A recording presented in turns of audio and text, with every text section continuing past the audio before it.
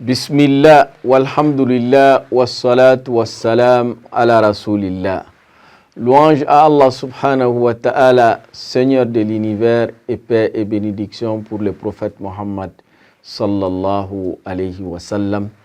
Chers frères, chères sœurs, on vous souhaite la bienvenue à votre émission préférée, Sungalo Wadjiri, sur votre chaîne préférée, thème 1, dans ce mois béni de Ramadan. Un mois de miséricorde, un mois de pardon, un mois de repentir. Un mois où Allah subhanahu wa ta'ala nous a annoncé dès le début, Ayyaman ma'doudat, que c'est des jours qui sont bien comptés, qui sont bien limités.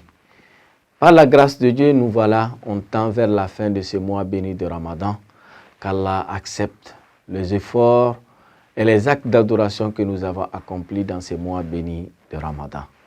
Allah subhanahu wa ta'ala, dans sa miséricorde, il clôture ces mois avec le jour de la fête qu'on appelle Yawm Eid al-Fitr, la fête de la rupture. Et cette fête s'est faite juste après la fin du mois béni de Ramadan, quand on annonce la vie de la lune. Il est demandé aux musulmans de se préparer pour aller remercier le bon Dieu, sortir avec sa famille, après avoir se rassuré que sa zakat al-fitr est arrivée aux destinations. Le musulman doit donner sa zakat al-fitr et que ça arrive aux destinations avant d'aller à la prière. Le jour de la fête, il est recommandé aux musulmans de se laver, de faire le lavage de la janaba si possible, mais ce n'est pas une obligation. Mais c'est laver, ça, il est demandé aux musulmans, de porter aussi ses meilleurs habits et de sortir accompagné avec les membres de sa famille pour que tout le monde puisse assister à la fête. Même les femmes qui ne prient pas, il est recommandé à elles de venir au lieu de la prière, d'assister à la prière, mais de se mettre dans le périphérie de la mosquée.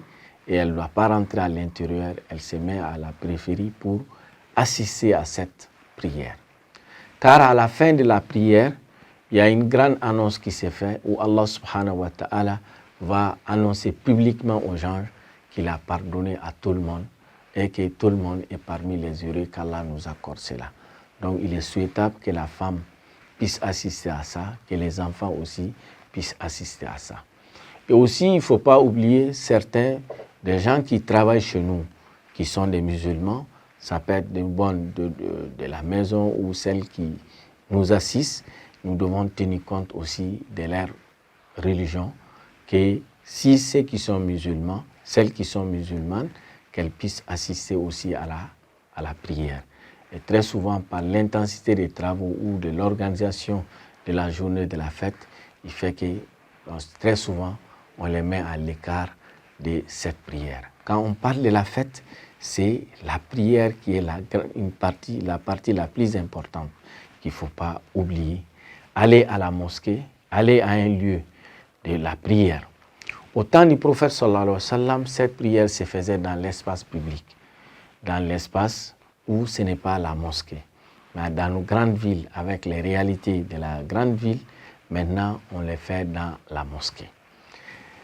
Cette prière, quand on arrive, il n'y a pas de prière surrogatoire avant l'arrivée de l'imam.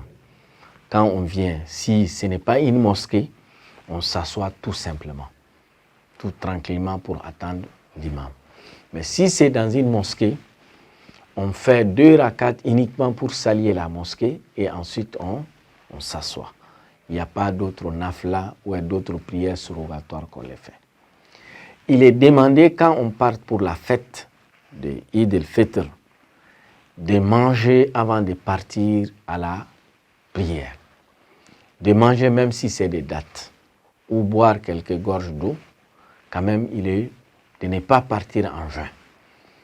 Car il est considéré, dès qu'on annonce la vie de la lune, qu'on doit arrêter de jeûner, et il est formellement interdit de jeûner le jour de la fête. Donc, avant d'aller à la prière, tu manges quelque chose, même si c'est des dattes ou c'est de l'eau qu'il faut boire, mais il ne faut pas aller sans manger, sans boire quelque chose. Et quand on arrive, il faut assister à la prière. Très souvent, on commence avec 2 rakats et ensuite il y a les sermons de l'imam. Et là, il faut l'écouter, il faut assister. Car c'est des événements ou c'est des éléments constitutifs de la prière de Eid al-Fitr. Le musulman doit assister à cela. Assister à la prière, assister au sermon de l'imam et faire des doigts. Il est recommandé le jour de la fête d'être jeûnéré, de partager le peu que nous avons avec les autres, car le prophète sallallahu alayhi wa sallam, il a mis beaucoup l'accent sur la générosité et l'aumône le jour de la fête, surtout par rapport à nos mamans. Quand il a dit, quand il est parti visiter l'enfer, qu'il a trouvé qu'il y a beaucoup de femmes, les femmes ont demandé pourquoi. Il dit, pour certains nombres de régions, il dit, parmi les raisons qui ont fait qu'il y a beaucoup plus de femmes dans l'enfer, il dit, très souvent, nos mamans et nos sœurs aiment la malédiction. La malédiction, ou maudire leurs enfants, ou maudire quelqu'un qui a fait quelque chose. Il dit, si quand tu maudis quelqu'un, et si la personne ne mérite pas, ça fait que ça retourne contre toi-même. Donc là, nos mamans, nos sœurs, nous devons beaucoup réduire cela, qu'Allah nous préserve. Il dit, deuxième chose, très souvent, il arrive que quand on a des compagnons ou quand on a des collaborateurs, si très souvent qu'on nie leur bienfaisance avec certaines circonstances qui arrivent, et la femme, elle se met en colère, elle va prouver ou montrer que réellement rien n'est fait pour elle. Donc Allah subhanahu wa ta'ala, il est très miséricordieux et malgré que peut-être tu peux avoir des insuffisances ou des problèmes dans la collaboration, mais on doit reconnaître les bienfaits même si c'est minime. Donc quand le prophète sallallahu alayhi wa sallam il a dit cela, il a recommandé à Bilal de marcher, de demander à nos mamans de donner de l'aumône et pour que cette aumône soit des boucliers entre elles et l'enfer.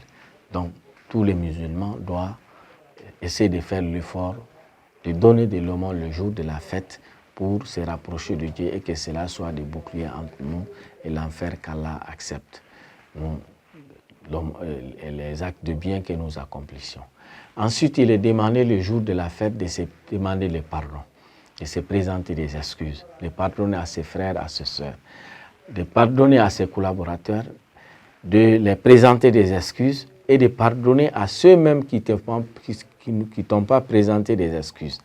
Et très souvent, il y a des gens qui disent non, tant qu'il y a pas de l'inventé, il y a pas. Non, il faut pardonner. Le musulman doit avoir le sens du pardon, car c'est un jour de pardon, un jour de miséricorde, et on appelle ce jour Yawmul Jaza, le jour de la récompense. Et les anges l'appellent le jour de la fête, le jour de la récompense, où Allah les annonce, voilà, j'ai demandé à mes serviteurs de jeûner, ils ont jeûné. Je les ai demandé de prier, ils ont prié. Je les ai demandé de poser des bons actes, ils l'ont fait. Aujourd'hui, je vais leur donner leur récompense et on appelle Yawmul Jaza.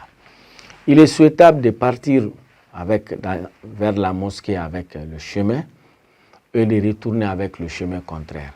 C'est-à-dire quand tu passes par cette route et en venant, il faut contourner.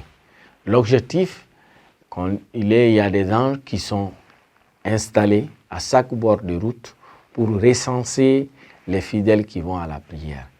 Qu'il est souhaitable que tu sois recensé par le plus grand nombre des anges dans les registres pour dire X, Y a passé. Donc là, le prophète sallallahu alayhi wa sallam, il nous recommande cela. Et c'est un jour de bénédiction où on doit se faire des doigts. C'est un jour aussi de visite, on doit se rendre visite, visiter ses parents, visiter ses amis, leur présenter des excuses. Et aussi, nous devons faire extrêmement attention aux enfants, car ces jours-là, il y a trop de mobilité, il y a trop d'accidents, et les musulmans doivent veiller à ces enfants, doivent les protéger, doivent faire de telle sorte que les enfants soient accompagnés toujours par des adultes pour aller rendre visite à des parents.